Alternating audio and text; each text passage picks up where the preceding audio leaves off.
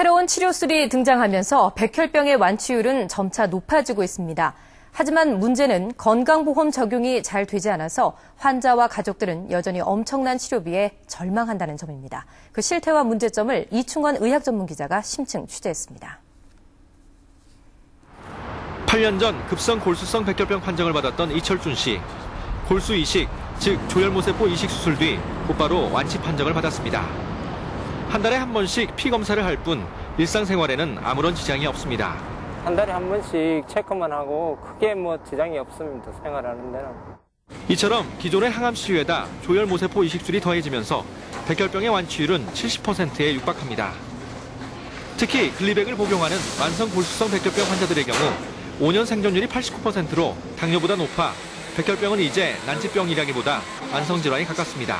조혈모세포 이식술이 세계 수준 이상으로 지금 국내에서 발전이 되고 있기 때문에 대다수의 백혈병 환자들이 이식 후에 완치가 되고, 문제는 새 치료법의 비용 부담입니다.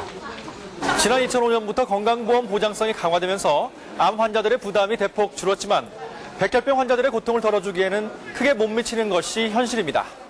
지난해 2월 백혈병 진단을 받고 1년 넘게 치료 중인 양용남 씨. 3천만 원이 넘는 치료비를 대기 위해 신혼집 전세금을 빼낸 탓에 아내와 떨어져 부모님의 임대 아파트에서 살고 있습니다.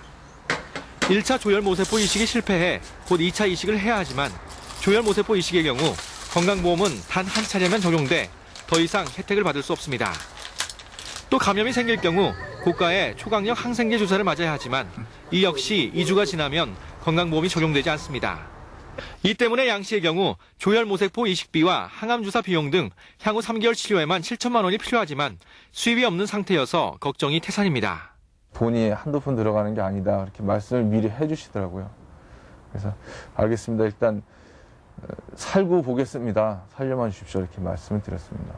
사실 백혈병은 환자마다 증상과 심한 정도가 달라 다양한 항암 치료가 병행되어야 합니다.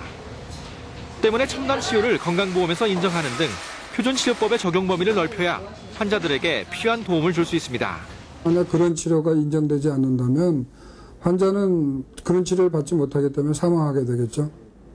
따라서 그런 치료에 대해서 건강보험이나 이런 데서 융통성을.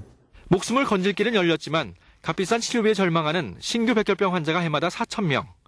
탄력적인 건강보험 적용이 무엇보다 시급해 보입니다. KBS 뉴스 이충원입니다.